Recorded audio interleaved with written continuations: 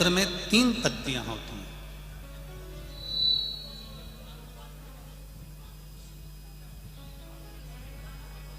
ये 3 पत्तियां शिव महापुराण की कथा कहती है, जब हम देवाधिदेव महादेव को समर्पित करते हैं,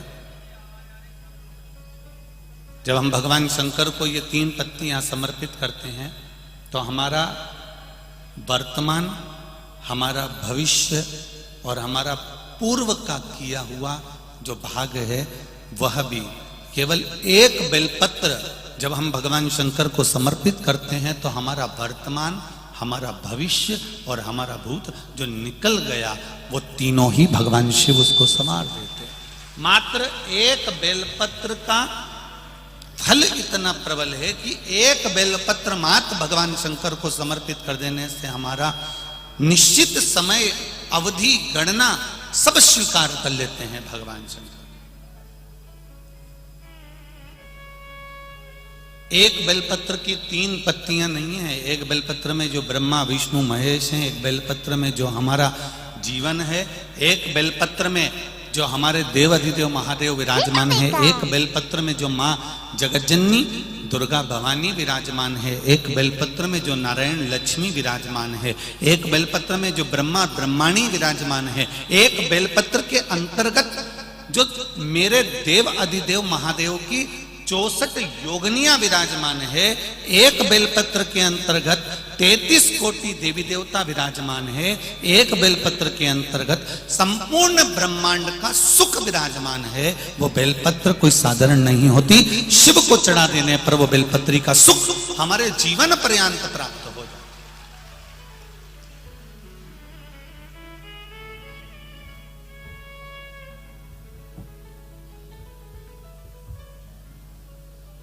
केवल एक बेलपत्र हमने जो देवाधिदेव महादेव को समर्पित करी, उसका सुख हम जिंदगी में कभी किसी के प्रति भेदभाव ना रखें।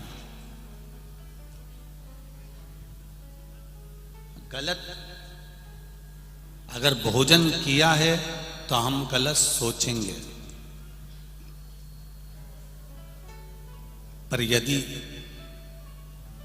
भोजन करने के बाद भी हमने अगर भगवान के चरणारविंद का मात्र थोड़ा सा चरणोदक, थोड़ा सा अमृत तत्व ग्रहण कर लिया है, तो जो हमने भोजन ग्रहण भी करा है और मालूम पड़े कोई गलत जगह का भोजन कर लिया है और हमने शंकर भगवान पे चढ़ा हुआ वो जल थोड़ा सा हमने पी लिया है, तो हमारे भीतर अगर गलत भोजन चले भी गया है तो ये निश्चित है उस भोजन को शिव का चढ़ा हुआ चरणों तक पवित्र कर देता है, गंगा का जल मानकर उसको शुद्ध कर देता है।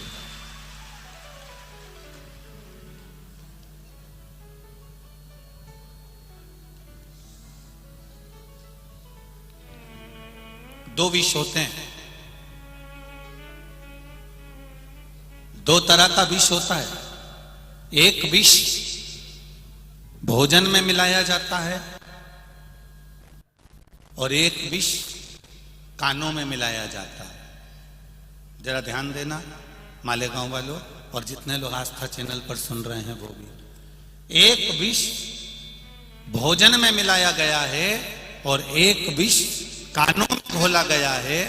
ये 2 विष हैं।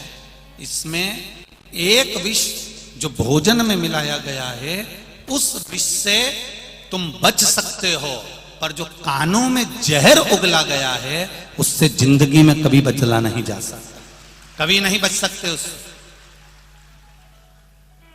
उससे कभी बचा नहीं जा सकता। आप उससे कितना भी प्रयास कर लो नहीं बच सकते।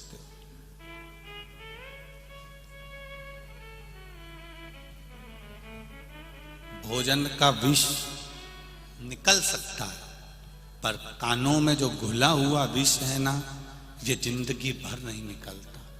एक सास ने अगर बहू को अपशब्द कह दिया है, जेठानी ने देवरानी को अपशब्द कह दिया है, एक बेटे ने बाप को अपशब्द कह दिया है, एक भाई ने भाई को अपशब्द कह दिया है, एक बहन ने बहन को अपशब्द कह दिया है, किसी मोहल्ले के व्यक्ति ने, कॉलोनी के, सोसाइटी के व्यक्ति ने अपशब्द कह दिया है। एक बार अपशब्द किया और वो अपशब्द जीवन पर्यांत तक रहता है, मरते दम तक वो अपशब्द समाप्त नहीं होता। जब तुम उसको देखते हो तब तुम्हारा खून खोल जाता है, इसने मेरे साथ ऐसा किया।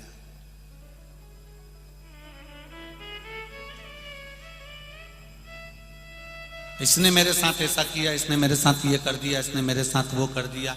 ये अपशब्द का जो विष है, ये विष जो अपशब्द का विष है, जो कानों में घोला जाता है, ये मनुष्य की जिंदगी को बर्बाद कर देता है। जितना शरीर में गया गया हुआ जहर, जितना शरीर में भोजन के साथ गया हुआ जहर काम नहीं करता, उससे ज्यादा काम करता है कानों में गया हुआ जहर।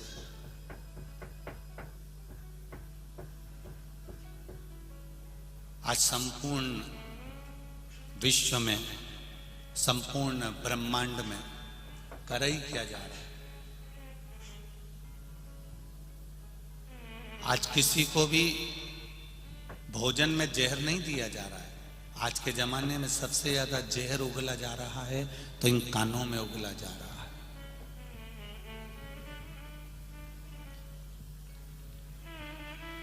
ये कानों का जो जहर है, ये जीवन को नष्ट करने वाला।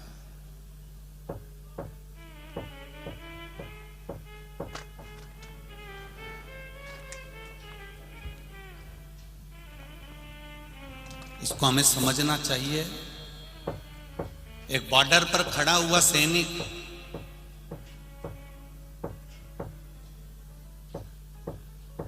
भारत और चीन की बॉर्डर पर खड़ा हुआ है, कहीं कहीं की बॉर्डर पर खड़ा हुआ है। एक बॉर्डर पर खड़ा हुआ सैनिक वेतन के लिए नहीं लड़ता है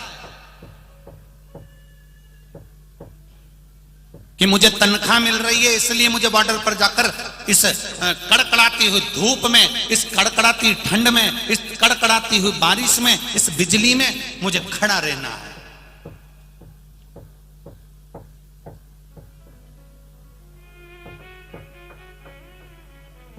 एक बॉर्डर पर खड़ा हुआ सैनिक वेतन के लिए नहीं लड़ता। एक भारत का सैनिक, बॉर्डर पर खड़ा हुआ सैनिक वेतन के लिए नहीं, अपने वतन के लिए लड़ता है, इसलिए वो अग्रण्य हो।